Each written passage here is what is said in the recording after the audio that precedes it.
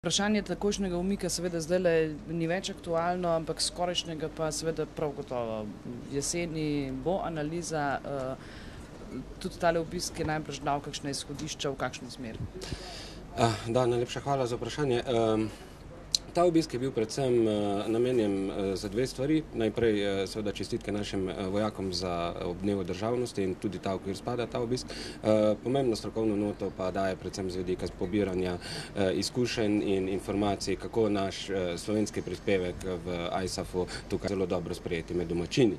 In na tem velja graditi tudi naprej. Naš prispevek se vidi k dvigu usposobljenosti afganistanskih varnostnih sil in takojšen umik menim, da je najslabši izbran trenutek, če to izvedemo sedaj. Obrazložitev tej trditvi je seveda ta, da izdelan je načrt prevzema varnostnih razmer v roke afganistanskih varnostnih sil. Izdelan je načrt tudi zaključka, kjer bodo afganistanske sile do leta 2014 popolnoma prevzele varnostne razmere v državi pod okrilje lastnega načrtovanja in izvajanja. Naš prispevek se bo verjetno preoblikoval v smeri izobraževanja, usposabljanja in seveda krepitvi in izgraditvi civilnih razmer infrastrukture v državi. Torej lahko v prihodnje pričakujemo malo manj vojakov, pa več civilnih strokovnjakov v Afganistanu? Ravno to. Vojaški prispevek se z vidika vojaškega delovanja zmanjšuje. Verjetno bo to zaključek konsolidacije oziroma te evalvacije in večji poudarek temu civilnemu izobraževanju, usposabljanju, vendar ne samo civilistov, tudi afganistanska vojska bo še vnaprej potrebovala pomoč, znanje, izkušnje pri svojem delovanju v prihodnje. In tu bi lahko bil naš prispevek.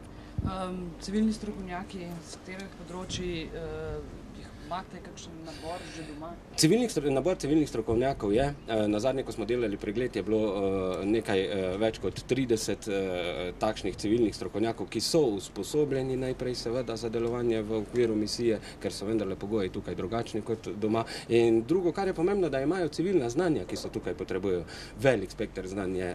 Potrebna je izgradnja, bom rekel, tako rekoč celotne infrastrukture v državi. Od najnujnejših, kot so voda, elektrika, kakor tudi šol, javne uprave, funkcioniranje države.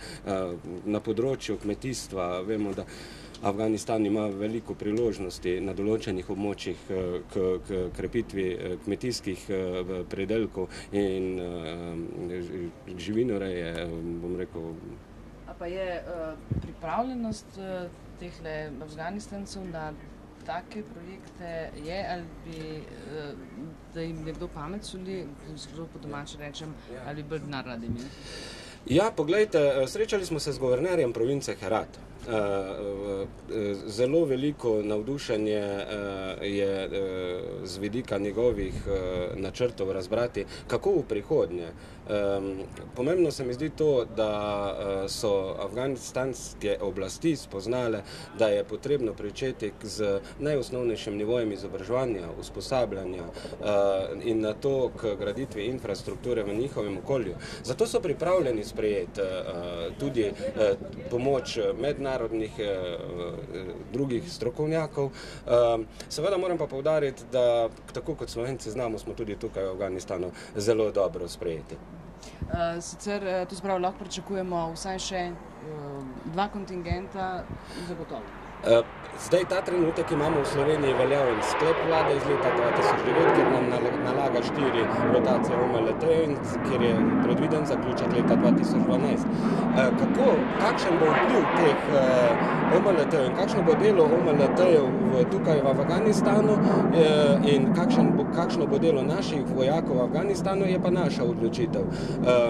Prav gotovo je sklep veljaven, kar pomeni, da se pripravlja ta trenutek 16.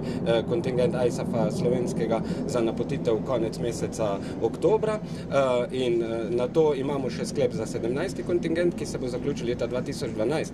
Poudaril bi pa, da že 16. kontingent nosi s sabo večjo noto civilnih strokovnjakov, kot je bil to predhodni.